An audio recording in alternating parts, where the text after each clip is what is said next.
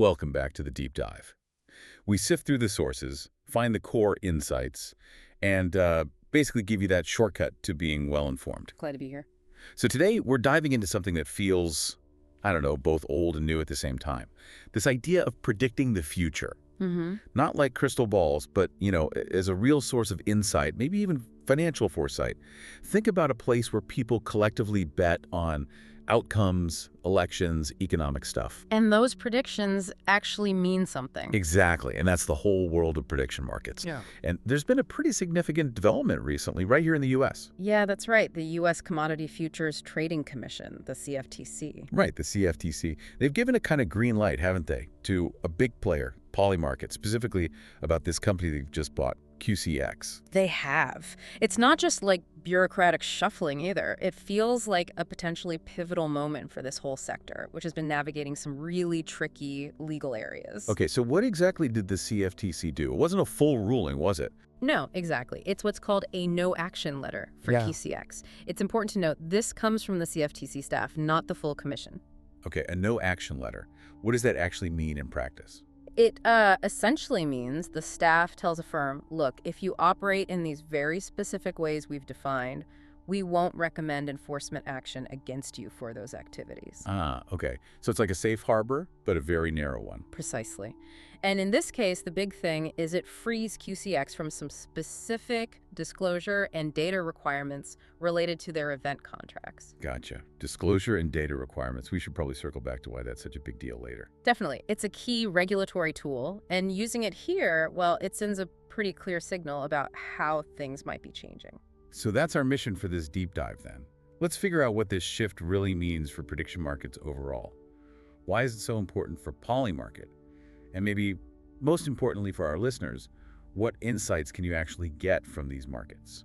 Right. What's the takeaway about future events and this whole idea of collective intelligence? Let's get into it.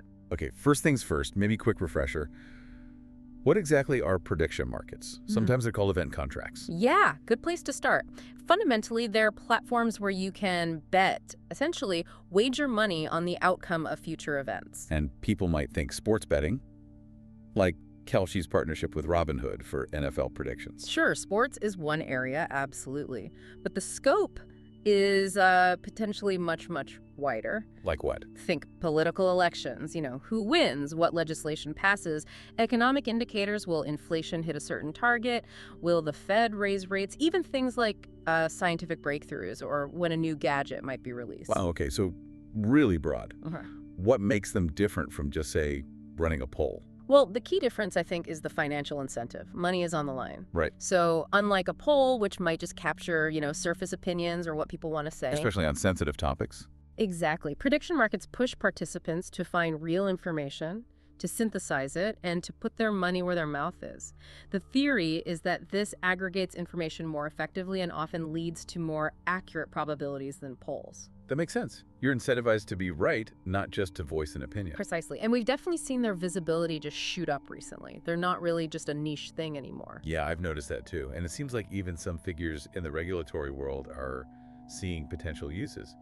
Didn't President Trump's nominee to run the CFTC mention them?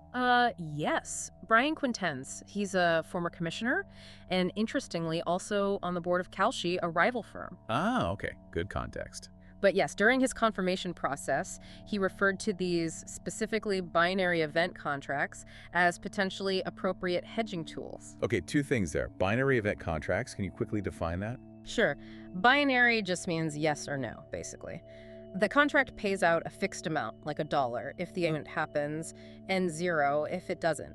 So you might buy a contract predicting, say, candidate A wins the election. If they win, your contract is worth $1. If they lose, it's worth 0. The price you pay for that contract reflects the market's perceived probability. Simple enough. And the second part, framing them as a hedging tool. Why is that significant? Well, it elevates them, doesn't it? It suggests they're not just about speculation or gambling. Right. If businesses or individuals can use these contracts to offset other risks, maybe political risk, economic risk, or to get really early, accurate reads on future events that impact them. Then they start to look more like legitimate financial instruments. Exactly. It builds a case for their utility beyond just placing bets. That's a really interesting framing. But this whole distinction, gambling versus finance tool, that's kind of been the crux of the issue for the CFTC, hasn't it? They weren't always this open. Oh, not at all. The history here is pretty contentious. Yeah, remind us about Polymarket's own experience. They had to leave the U.S. market, right? Yeah. Back in 2022. They did. That was a prime example of the CFTC's more adversarial stance back then. The agency saw many of these platforms as operating illegal, unregistered derivatives markets. So they went after them. Yes. Polymarket faced enforcement actions, significant legal costs and uncertainty, and ultimately decided to just stop serving U.S. customers rather than fight it out indefinitely. It sounds like the agency itself was maybe struggling with how to handle this new thing. I think that's fair to say. Actually, acting chairman Caroline Pham even said, quite frankly, that the CFTC had gotten itself bogged down in a sinkhole of legal uncertainty chasing these cases. Wow.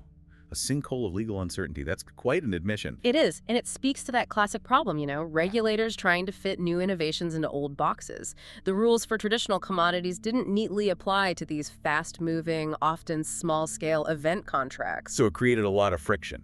Huge friction. It really pushed a lot of activity offshore or just discouraged companies from even trying in the U.S. But clearly, something's changed now. You hear phrases like the government has eased its tense relationship or taken a friendlier stance. Definitely seems that way. And this shift seems to have given companies like Polymarket and Galshi too more breathing room. And that's led to this explosion in visibility we were talking about. Absolutely.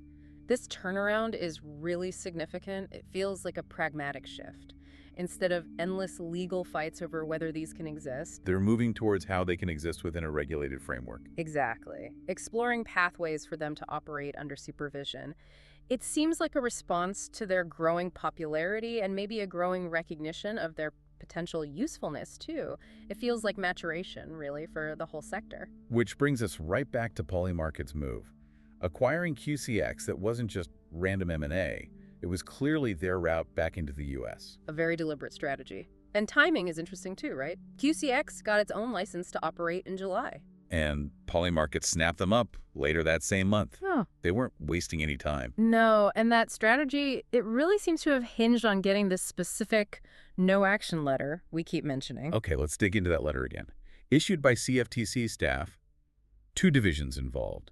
What exactly did it do for QCX? Right, so the key part is that it frees QCX from, and I quote, certain disclosure and data requirements for specific event contracts. Okay, certain requirements. Not all of them. No, not all. And the CFTC staff also pointed out that this isn't entirely out of the blue. They said this position is similar to previous no-action positions taken with respect to reporting certain binary options transactions and similar transactions. So there's precedent. That probably gives Polymarket some comfort. It suggests a consistent approach, yeah. Provides a degree of regulatory predictability, which is huge. But let's focus on those disclosure and data requirements. Why were those specific rules such a hurdle? What does being freed from them actually mean for a company like QCX? Yeah, that's really the practical core of it. These weren't just like ticking a few boxes. We're talking potentially extensive, maybe even real-time, reporting on potentially every participant and every single transaction. Wow, that sounds like a lot. It is. And those kinds of rules are generally designed for, massive traditional financial markets, futures, swaps, where you have huge institutions and systemic risk concerns. Okay, but prediction markets often involve lots of small bets, right? Micro wagers. Exactly. Applying that heavy institutional level reporting to a high volume of tiny individual contracts, the compliance cost and operational burden could be absolutely crushing. It could make the whole business model unworkable. So the no-action letter basically cuts through that specific piece of red tape. For certain contract types, yes. It acknowledges that maybe those specific reporting rules aren't the right fit here. It allows QCX to operate more efficiently without, sacrificing the CFTC's broader oversight on important things like market manipulation or fraud. So it's targeted relief. It's tailoring the regulation. That's a good way to put it. It's adapting the rules to the reality of this type of market, rather than just saying no or applying ill-fitting old rules. And that effectively clears a major operational roadblock for QCX, and therefore for Polymarket's plan to re-enter the U.S. Precisely. It's a concrete sign that the CFTC is willing to find workable paths for these platforms, provided they meet other regulatory standards. Okay, so stepping back then, what's the bigger picture here? This letter, plus the whole shift in the CFTC's attitude, it feels like more than just one company's good news. Oh, I think it is. It signals a potentially more welcoming or at least more predictable regulatory environment for the entire prediction market industry in the U.S. It's a new era, perhaps. Could be. And if you think about the implications, this could really change how information gets aggregated and how forecasts are made and used. How so? Well, imagine these platforms become more mainstream, more trusted. They could offer really rapid insights based on the aggregated predictions of potentially thousands of informed people. Like polls, but with skin in the game, as we say. Exactly. That financial incentive drives people to find and price information quickly. The resulting market prices, the probabilities, could offer a unique, constantly updating view on future events. And potentially outperform traditional experts or surveys sometimes. That's certainly the argument made by proponents, because they're directly reflecting the wisdom of the crowd, but a crowd that's financially motivated to be accurate. It's a powerful idea. But it also makes me think we need to be careful, right? How do we use this information?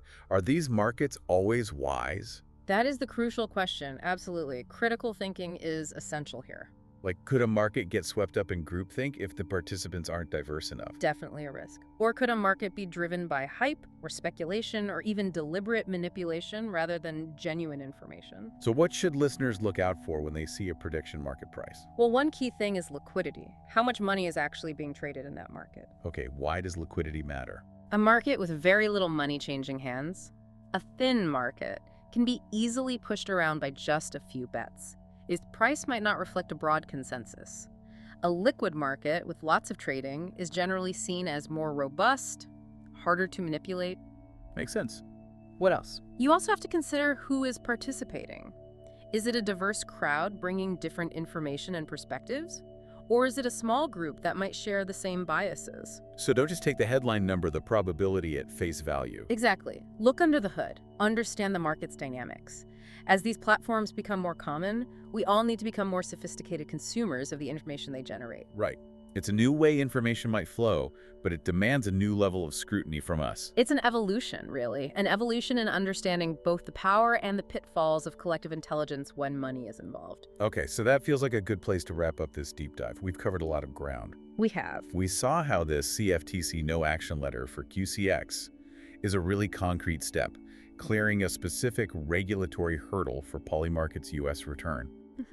Especially around those disclosure and data rules. And we place that within the broader context of the CFTC seemingly shifting its stance, moving from conflict towards finding ways for these prediction markets to operate within a regulated framework. Yeah, signaling maybe a maturation and acceptance of these platforms as potentially legitimate tools. It's shaping a really intriguing industry. It certainly is. Which leads to, I think, a final thought for you, the listener. Go for it.